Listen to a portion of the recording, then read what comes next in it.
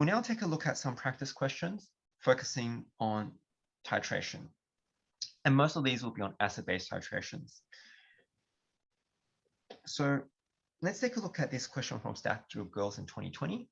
It says equal volumes of 4 different acids are titrated with the same base at 25 degrees Celsius. Information about these acids is given in the table below. You have 4 different acids. You can compare their concentration and clearly see that they have the same concentration. And yet they have different pH, which is not exactly surprising because pH depends not just on the concentration of the acid, but also on the strength of the acid as well as how many protons it gives off. Now, which acid requires the greatest volume of base for complete neutralization?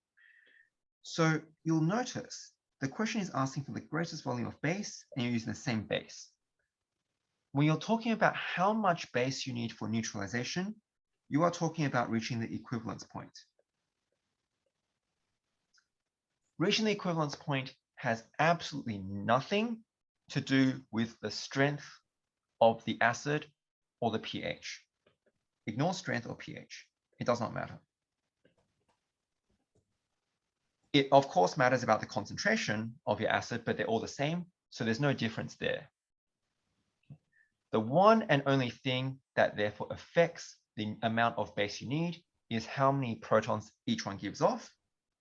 This is sulfuric acid. It's diprotic, meaning it gives off 2 hydrogen plus. This gives off 3. It is triprotic. Both of these only give off 1 H plus, so it's monoprotic. Very simply, because all of them have the same concentration, but phosphoric acid gives off 3 hydrogen plus for each one, your answer is phosphoric acid. That's it. That simple. That's why your answer is B.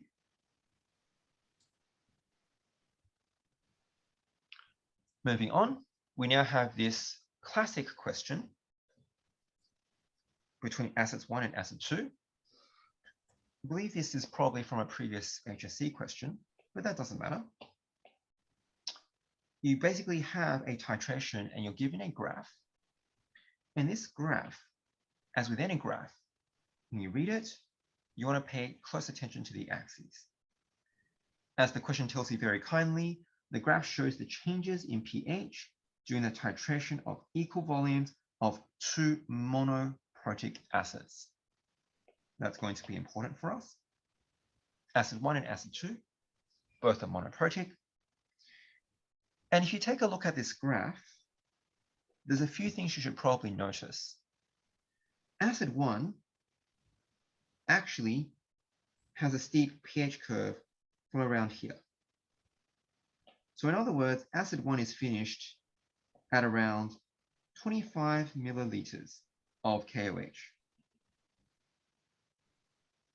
Acid 2, on the other hand, the steep part is over here.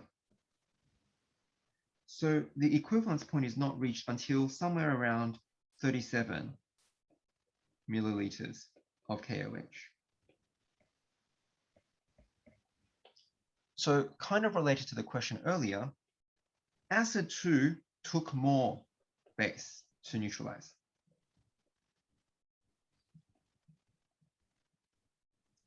Acid 1 took less.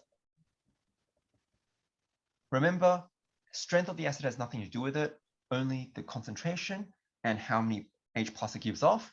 But we are told in the question all the way up here that they're both monoprotic, which means we already know that acid 2 is therefore more concentrated. Acid 1 is therefore less concentrated.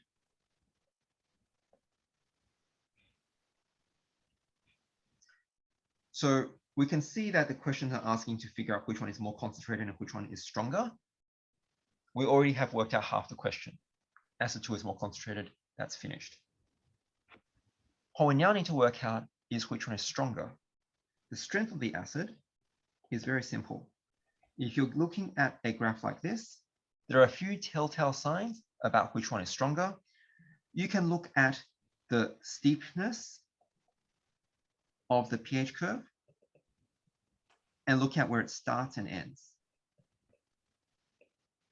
So in the case of acid 1, let's get rid of these lines to make it a bit clearer. You can see acid 1 basically starts its pH curve very steeply at around 3, all the way up to 11, as an example. That is a telltale sign that it's a strong acid, because it starts from a very, very low point to a very, very high point, okay? Including above 9, including like 4. Whereas acid 2 starts at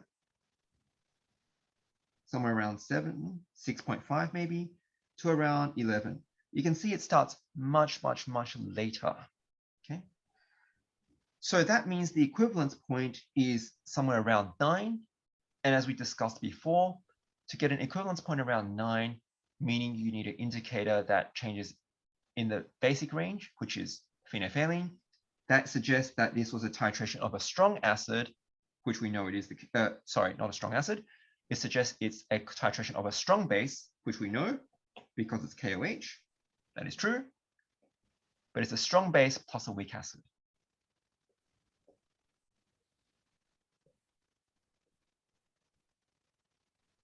That means acid 2 is weak. So we already know that acid 2 is weak and acid 1 is strong. Okay, acid 2 weak, acid 1 strong, and concentrated. Acid 1 is strong and dilute. But while we're on this graph, we'll also show you some other things you can look for that will also, in addition to what I've already told you, tell you about the strength of acid 1 and acid 2.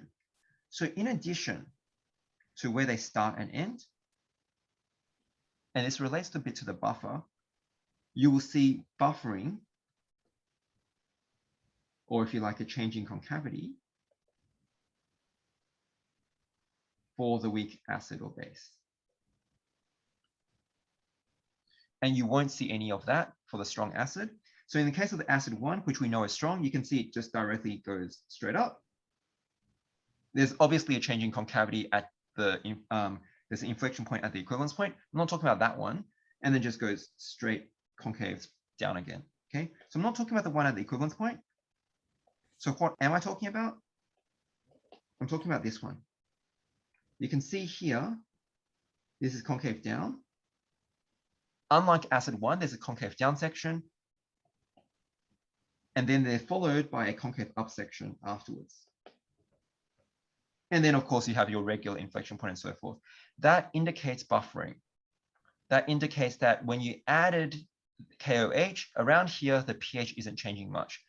And that is only going to happen with a weak acid. That's a second information that why acid 2 is weak. Now, there's a third thing that I don't like very much, and I don't think is a very good indication. So I would refrain from the third one because it's not foolproof. But sometimes, as a weak indication, if you're having trouble seeing anything else, you may consider the starting pH or ending pH. I would not really think about that if I've already considered these two things. But if you're having trouble with these two things, you may, as recognizing this is not a foolproof way to do it, think about the pH. So acid 1 is starting lower at pH about 1. Acid 2 is starting a bit higher at pH about 2. That is definitely not a guarantee that acid 1 is stronger than acid 2. It is not a guarantee. But for many students who might be having trouble with these two methods, you might want to use this as a sort of guide, but also recognize that many teachers will then deliberately make questions where this will deliberately, they'll make that the wrong answer as well. That is very possible as well. So be very careful if you want to use the third method, because it's not a very good method, but it's one that you might want to use if you can't tell from the first two. But these ones are the important ones. And that's that question done. And with the understanding of these sort of change ranges, that hopefully also helps you understand why you need to pick particular indicators for particular reactions.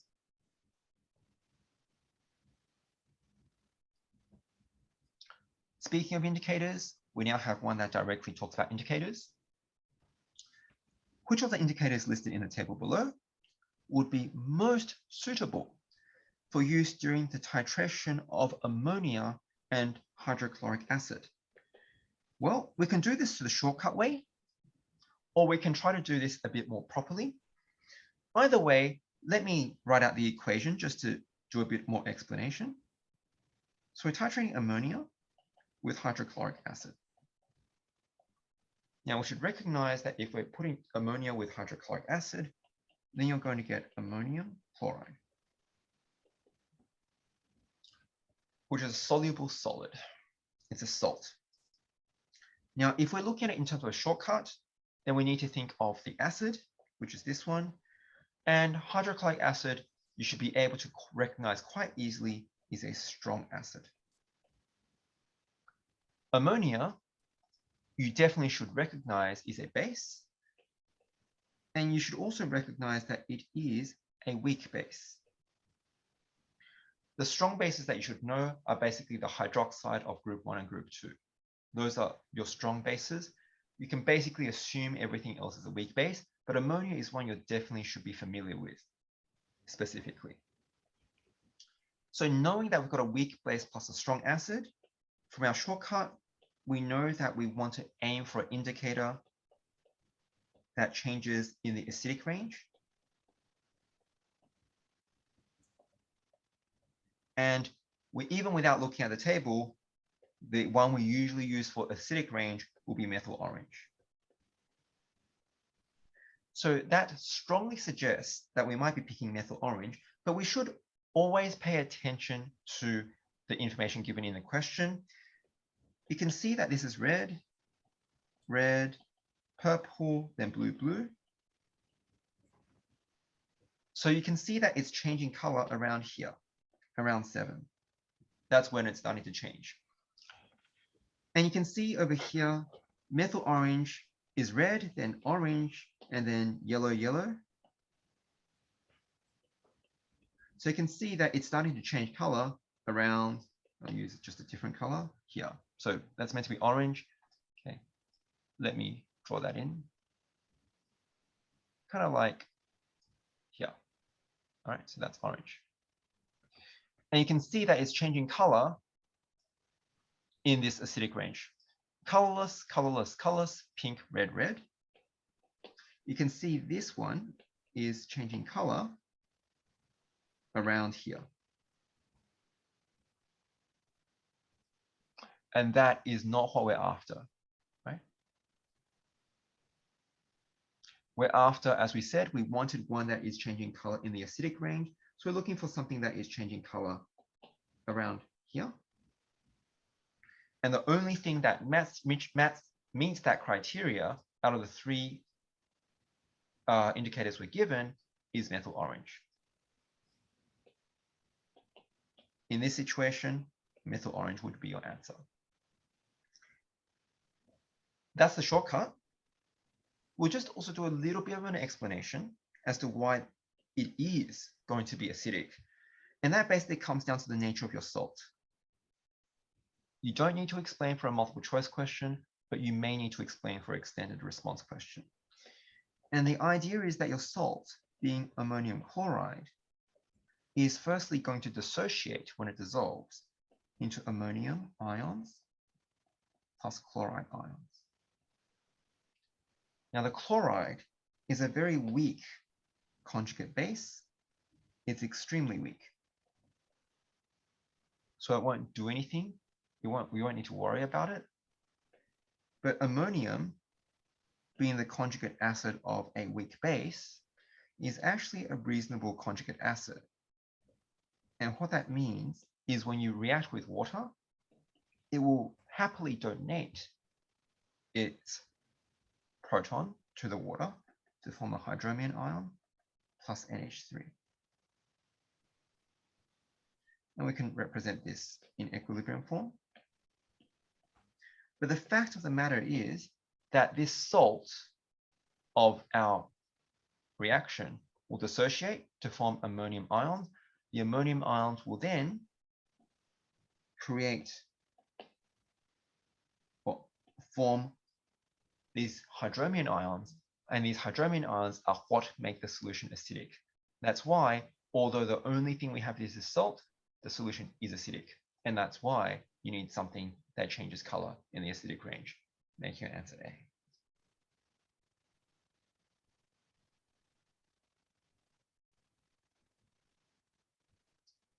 So we'll now start looking at calculation questions. So these might need to take a bit more space for us to do. But let's take a look at this question. This question says, a manufacturer of a brand of antacid claimed that each acid had 99.9% magnesium carbonate. An analytic chemist then followed the procedure described below to verify the manufacturer's claim. So here's your procedure. You need to pay close attention to it. You have a tablet, you weighed, and then place it in a conical flask. And the mass of the tablet was 0.747. A bulb pipette was used to add 20 ml of 0.996 hydrochloric acid to the tablet in the conical flask. And there is a reaction between the tablet and the hydrochloric acid. Okay. After the reaction, you then boil the mixture. And then 10 ml of demineralized water was then added. You then add phenolphthalein indicator, and then you titrate against sodium hydroxide. To neutralize, and they're being very kind to you here, but they're telling you to neutralize the excess hydrochloric acid. So before we go further, what are they doing here? Okay.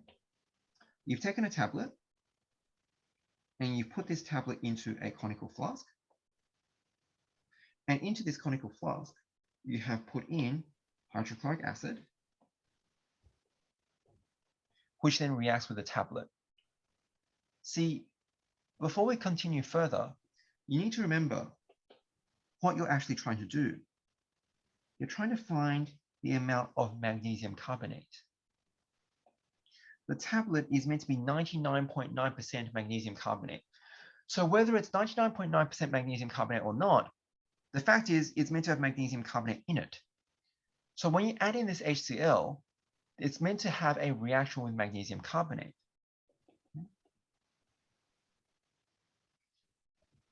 But, and we'll write out the full equation on the next page, but just to give you an idea of what's going on.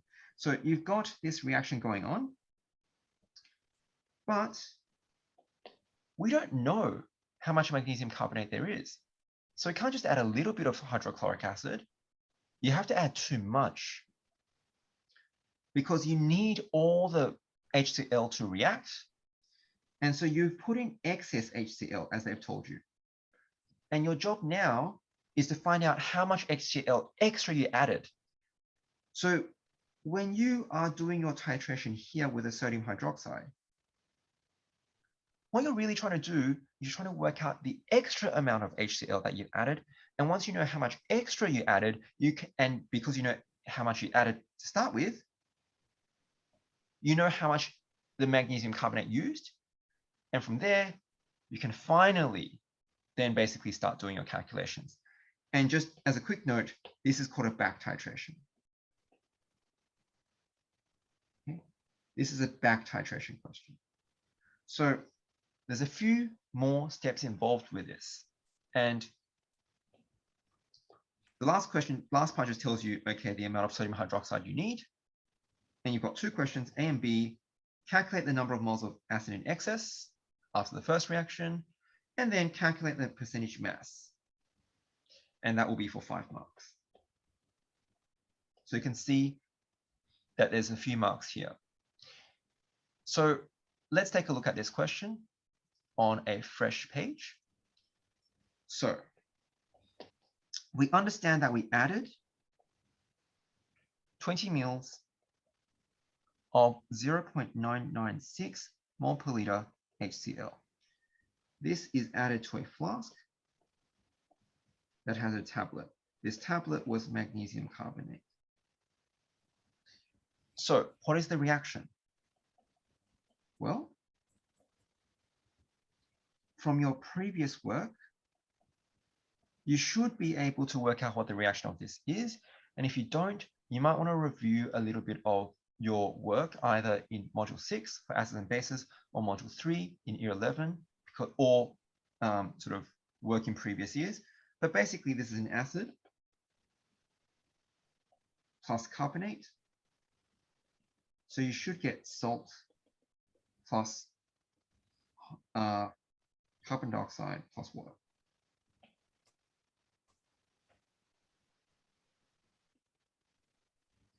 So in this case, our salt will be magnesium chloride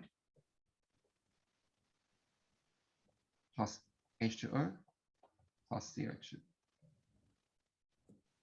And then we'll need to balance it, and we'll need to put a 2 in front. So we now have a balanced chemical equation for what's going on. We've got 2HCl plus MgCO3. 2H will react with a CO3 2- to give you your H2O plus CO2. Your magnesium ion will react with your chloride ion to form magnesium chloride.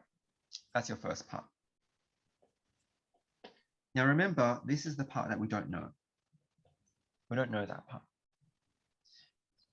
Now, what we do know, though, is after this happens, you're going to boil the mixture and so forth, so get rid of the water and deal with any sort of remaining carbonic acid and so forth.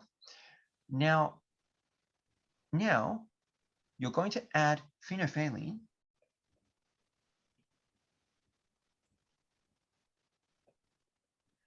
you're adding 2 drops and you're titrating against NaOH.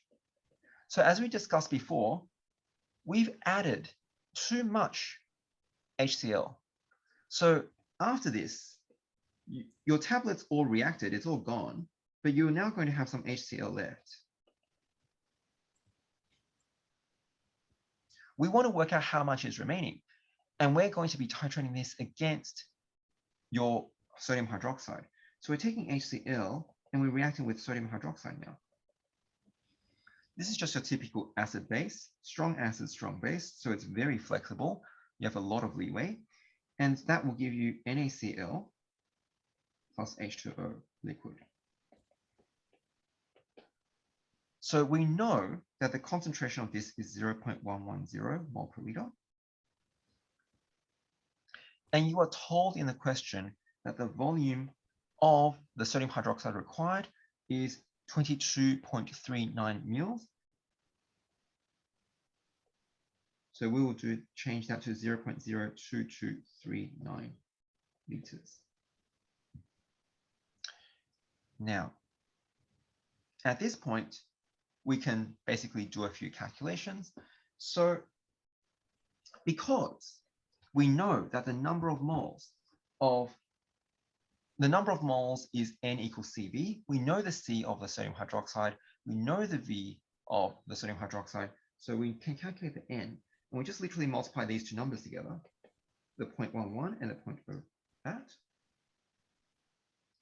And I wouldn't suggest you round until the very end, but I won't write out the full numbers here. I'll just keep it as 3 significant figures. The number of moles of NaOH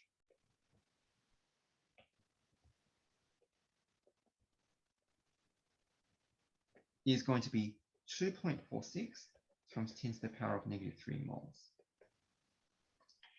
But of course, why did we need 2.46 times 10 to the -3 moles of NaOH? It's because this NaOH was used to neutralize this HCl here. And in this balanced equation, it's a 1-to-1 ratio. So from this, we know that the number of moles of HCl left is going to equal 2.46 times 10 to the -3 moles. This is the amount of HCl that was left in the flask after it reacted with the tablet. And that's basically part A of the question. Part A asks you to calculate the number of moles in excess after the first reaction, and that's it. Of course, that's the first step. What we really want to do is calculate the percentage mass of the magnesium carbonate. So we're going to need a bit more space, but if this is the number of moles of HCl left, and we know that we added 20 mils of 0.996 mole per liter of HCl, then how much acid do we add? Well, we actually added N equals 0.02, being the volume, times the concentration, 0.996.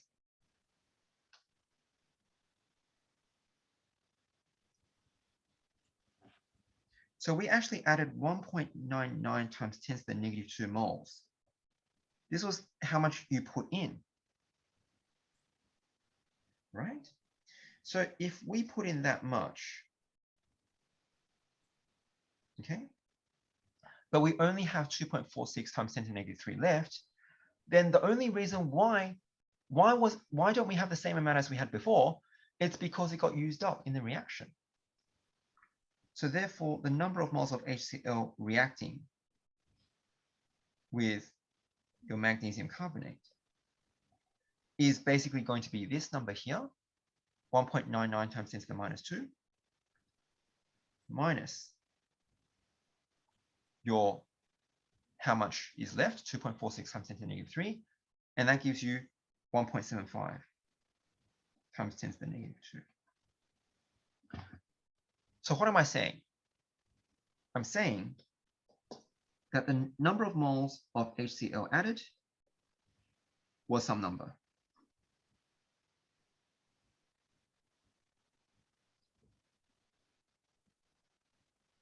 Then, of course, some of it was used to react, and this is unknown.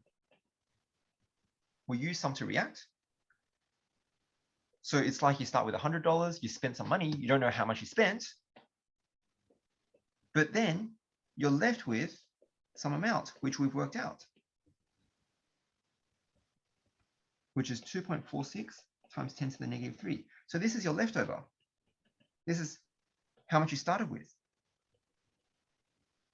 You spent some. So how much money did I spend if I start with $100 and I end up with $20 left? Well, I spent 100 minus 20, which is $80. So very similarly, the amount of HCl used to react is the 1.99 times 10 to the minus 2 minus the 2.46 times 10 to the negative 3, giving us the answer we said, which is 1.75 times 10 to the negative 2 moles. Once we have that, we don't really need this anymore. We can get rid of that. It might be useful to have our reaction. So we'll write out our reaction again. The reaction is quite simple. It's 2HCl plus MgCO3 to give you MgCl2 plus H2O plus CO2 gas. Now, we know the number of moles. We just worked it out. The number of moles of HCl used is this number here. But if we know the number of HCl used, and we have this equation to tell us that the number of moles of HCl to the number of moles of magnesium chloride, magnesium carbonate is 2 to 1, then from this, we can then say the number of moles of magnesium carbonate is the number of moles of HCl divided by 2. And that gives us an answer of 8.73 times 10 to the negative 3 moles.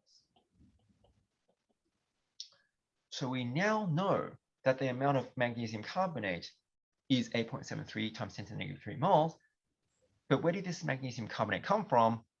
Well, it's from the tablet. So we're assuming that the tablet is made up of only magnesium carbonate and no other carbonate. And that's a reasonable assumption because they're saying it's 99.9%.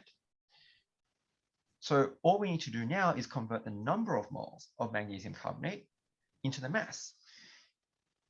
And that's simply the mass of magnesium carbonate is the number of moles of magnesium carbonate times the molar mass of magnesium carbonate. We know the number of moles already. To get magnesium carbonate, you basically just look up the periodic table. So look up magnesium, look up carbon and oxygen. Many of those numbers you're probably familiar with. Okay. So carbon is 12.01, oxygen is 16.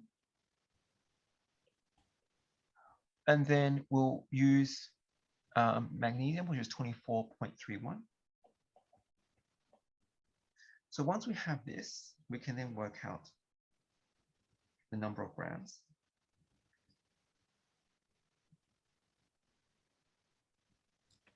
And we're getting an answer of 0.736 grams. So the end result of this back titration is to get us that the amount of magnesium carbonate in the tablet is 0.736 grams. But of course, we're not completely done with the question yet. We want to actually verify the percentage. Now, if you read the question carefully, the tablet had a mass of 0.747. So it's the percentage of the tablet that was magnesium carbonate is 0.736 divided by 0.747, giving us an answer of 98.5%. So we've calculated a mass percentage of 98.5%. The manufacturer has claimed 99.9%. So we could argue that it's not very accurate. But this relates a little bit about accuracy as well, because we need to talk about what accuracy is. And this question really also gets to talk about your definition of accuracy. Okay, so accuracy is about how far, or the deviation, using more technical terms, right? The deviation of your result,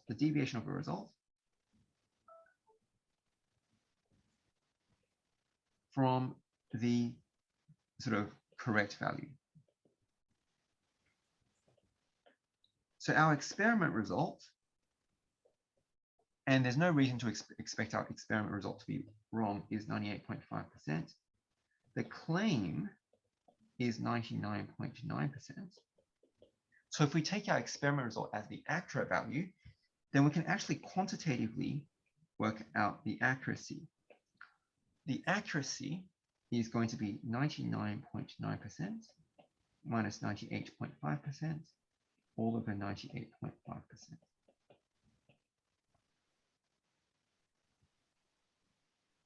So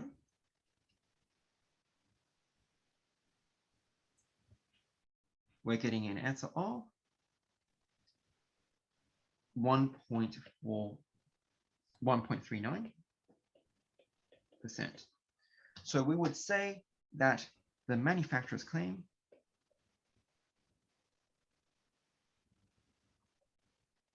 is 1.39% and overestimated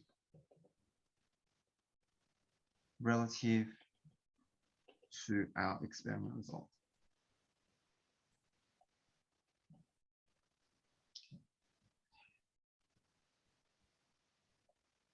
So it's reasonably close. And we would say that basically, well, it's 1.39% overestimated.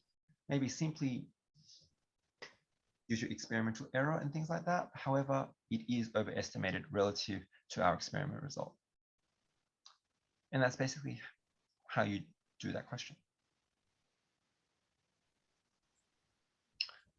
So quickly just running over this question again, recognizing that basically what we did was we talked about the fact it's a back titration. And back titration means you added excess. Once you added excess, then you have to work out how much that excess was in titration.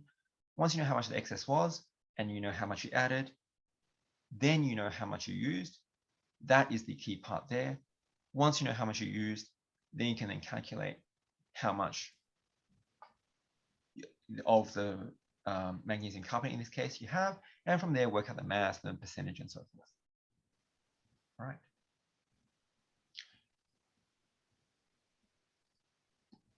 So let's run through this question, also for 8 marks.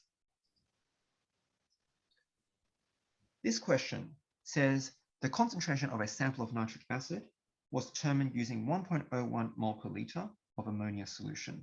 Okay, so nitric acid, so HNO3, and using ammonia. So that looks like you'll get ammonium nitrate. You have 25 ml aliquot of the ammonia solution was added to the conical flask, and a few drops of methyl orange was added. So just a side note, nitric acid is a strong acid, ammonia is a weak base. Right? Because it's a strong acid with a weak base, you expect to use a indicator that is acidic change range, and that's why methyl orange is appropriate. The mixture was shaken, giving a pale yellow color. The endpoints of the 4 titrations are shown below. So I guess that's a mistake on the writer's part, because you can clearly see there are 5 titrations. So I probably modified the question at some point and forgot to deal with it. Now, you do have 5 titrations, but very clearly, you don't take all of them. That's something you want to focus on. You can clearly see number 1, which you generally discard anyway, is very far from the other ones. So you would discard that one very easily. Now, if you take a look at your remaining 4 ones, you've got a 36.1, a 36.2, a 36.9, and a 36.1. So this one looks rather suspicious as well, because you have values that are very close to each other, 36.1, 36.1, and 36.2, and another one that's quite far away from there. I mean, if it was a 36.3 or 36.0, it's not so clear, but when it's 36.9 and the other values are so reliable to each other, that strongly suggests that there's something wrong with this value. You probably should exclude this one as well. Okay. Part A asks us to write a balanced equation for reaction for the equation. We've already done that. That's in the top right. Calculate the concentration of the acid. Show your working and explain how you came to a value for the endpoint. Well, I guess we're on the way to do that already, because the first thing you need to do is write out your equation, as we have already done.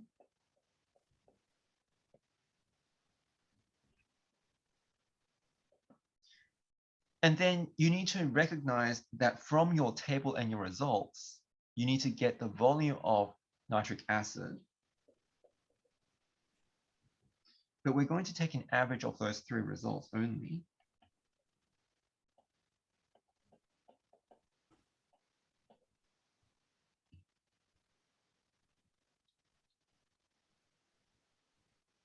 Giving us an answer of roughly 36.13 milliliters. So once we have our volume of nitric acid, you can see that this is a 1-to-1 ratio. And what we really need is to basically look at what we know. We know the concentration of nitric acid is 1.01. Because we know the concentration and the volume, then the number of moles equals C times V, which is 1.01 times 0.03613. So that's going to be, I'm going to keep the exact value in the calculator, but I'm basically going to approximate using 3 significant figures here. So 3.65 times 10 to the negative 2 moles. So that's the number of moles of the nitric acid. Because we know the number of moles of nitric acid, and it's a 1-to-1 ratio. We therefore know the number of moles of ammonia.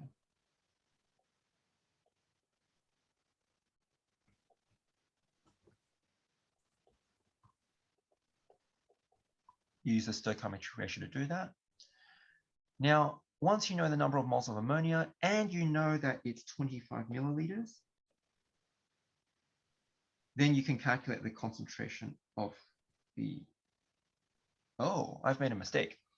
This is 1.01 of the ammonia. My mistake there. Okay, so all of this goes away.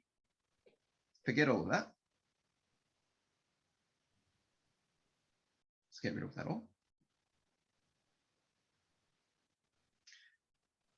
So very similar, but it's the other way. So we'll start with the ammonia. We know the volume of the ammonia, being our standard solution, is 25 milliliters, which is 0.025 liters. The concentration of the ammonia is what's 1.01. So we know the number of moles of ammonia, and that's going to be 0.025 times 1.01, giving you 2.53 times 10 to the negative 2 moles. But of course, because the number of moles of ammonia, the number of moles of nitric acid, therefore the number of moles of nitric acid is also known.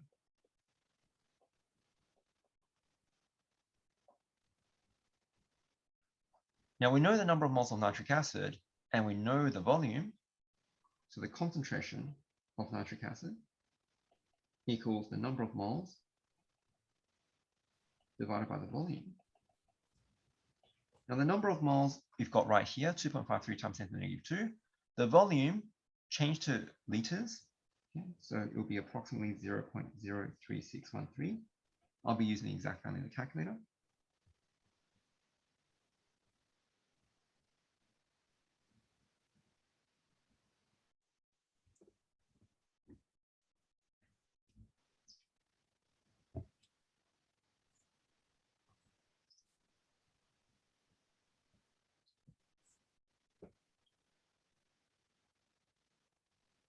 And that'll give us an answer of 0.699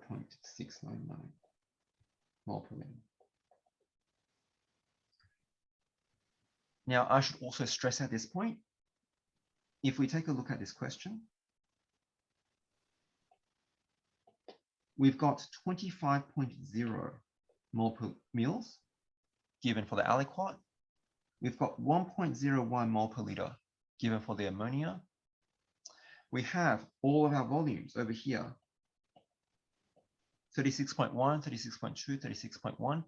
All the things, all the values they've given you are in 3 significant figures.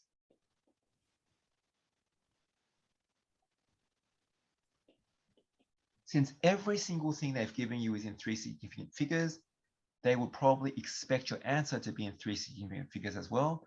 And so your answer of 0.699 is quoted to 3 significant figures.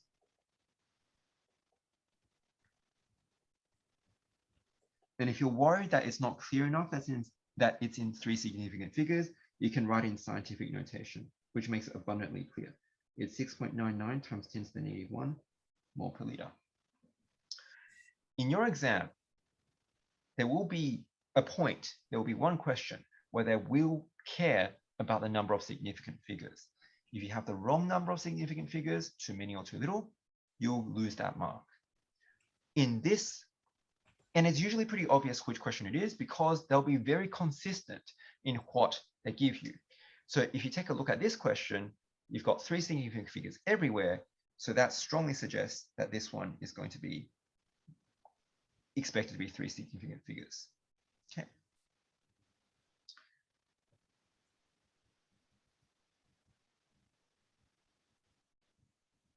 So here, they now want you to use the axes provided, sketch the shape of the expected titration curve for this titration, label the axes appropriately. So they just want the shape.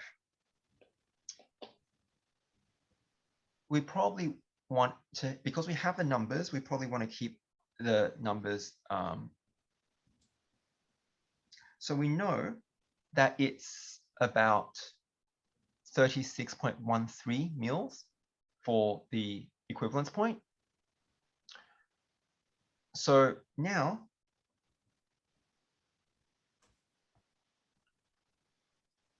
you want to label the axis appropriately. What are we adding? We were adding HNO3. So we were adding HNO3. So that is going to be your horizontal axis. This is the volume of HNO3 added. And this is going to be your pH. So somewhere around your 36.13 mil mark, you will have your that.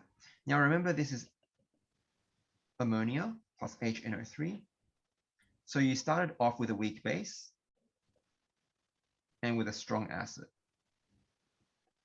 So you're going to end up with a pH change range that favors the acidic side. So maybe do that around the 3 to sort of 6 mark. And it's just a strong acid on the right. As it goes up, you have a weak base. So weak base probably will be around, say, 11 or so. And then you should see the buffering action. See it concave up. And then gradually concave down, sort of idea like that. So that's not the best graph, but that's probably going to be just drawing on the screen here. Should have a better curve there. But that's the basic idea, right? You show some buffering action, starting with start with pH, volume of HNO3 added, units, milliliters. Mark in around 36 here, or maybe just do 30 and 40, and use a ruler to mark off the rest. Marking your pH scale, show that the change range is in the acidic range. I haven't done it to scale, use a ruler for that, do it to scale. Show the buffering action with a weak base and then concavity and the equivalence point. Okay, so we'll leave titration questions there for today, and we'll look at a different section. But that should hopefully give you a good idea of how to approach a good variety of titration questions.